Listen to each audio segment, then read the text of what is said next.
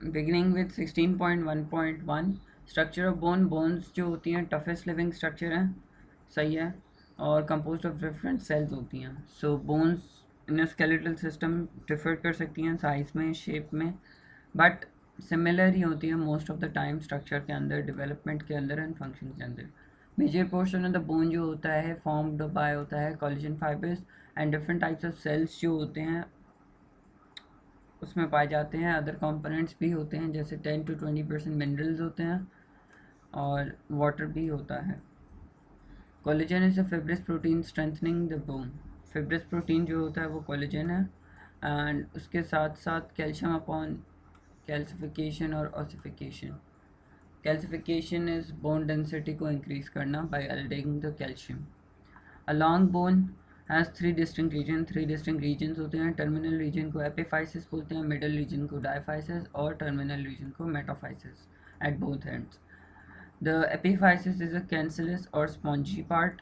Spongy part होता है बहुत मिडिल में जो होता है soft part. It has small wait bearing cross link regions जिसको हम टेब्यूट खिलाए कहते हैं। एपिफाइसिस जो होता है रेड बोन मैरो से फिल्ड अप होता है, 20% of the red blood cells बनाता भी है। 20% of total mass of the skeleton.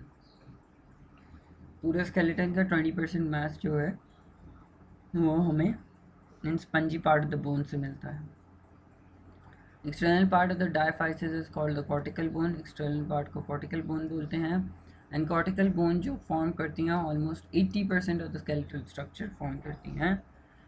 Small cylinders होते हैं इनके अंदर जिसको हम ऑस्टियॉन्स बोलते हैं।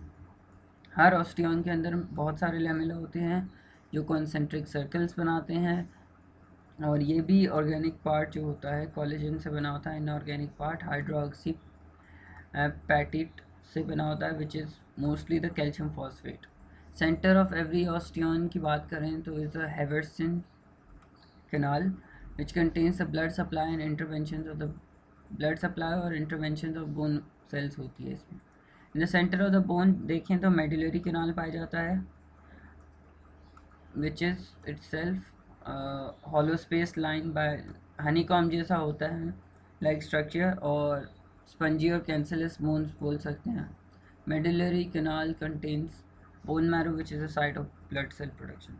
ब्लड सेल प्रोडक्शन की साइट होती है और यहाँ पर बोन मैरो पाया जाता है। फिर बात आती है कि ओवरऑल आउटर कवरिंग देखें तो बोन की पेरियोस्टियम से बनी होती है, एंड इनर लेयर को एंडोस्टियम बोलते हैं। पेरियोस्टियम जो है अलाउ करती है attachment to the muscle connective tissue like tendons to the bone, and the pathway भी देती है for the blood and the lymphatic vessels. जबकि एंडोस्टियम जो है is the soft thin layer जो इनर कैविटी में होती है लॉन्ग बोन्स की, एंड प्रोजेनिटर स्टेम सेल्स होते हैं इसके पास। ये ऑस्टियोजेनिक प्रोजेनिटर सेल्स जो होते हैं डेवलप करते हैं इनटू ऑस्टियोब्लास्ट जो सिक्रीट करता है बोन मैट्रिक्स, और कॉन्ड्रोब्लास्ट भी बनाते हैं जो कार्टिलेज सिक्रीट करता है। ये की रोल प्ले करते हैं हीलिंग ऑफ फ्रैक्चर्स ताकि न्यू सेल्स बने और बोन को फ्यूज़ किया जा सके। There are 3 types of cells जो प्रेजेंट होते हैं इन द बोन्स, नेमली करें तो osteoblast, osteocytes and osteoclasts. Osteoblasts are the progenitor that secrete matrix around themselves. Around themselves matrix secrete करते हैं, स्पंजी बोन बनाते हैं जो लेटर जाके कॉम्पैक्ट बोन का पार्ट बन जाती है। When osteoblast is isolated by surrounding matrix and it's called lacunae. Osteoblast surround की जाती है मैट्रिक्स से तो उसको लेक्यूने बोलते हैं, and they become osteocytes. Osteocyte formation हो जाती है। ऑस्टियोसाइट्स मेच्योर सेल्स होते हैं जो फॉर्म करते हैं बोन्स को, and osteocytes direct osteoblast to the site of the damage. मतलब ऑस्टियोसाइट्स ही ऑस्टियोब्लास्ट को बोलेंगे कि इस साइट पर डैमेज हुआ है और वहाँ पर हीलिंग की ज़रूरत है। ऑस्टियोक्लास्ट जो है ना वो बोन डिजॉल्विंग होते हैं cells, job of breaking down the composite material in bones.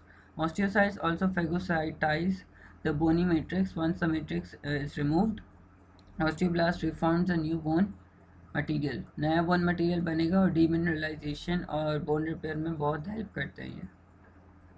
Next part structure of cartilage.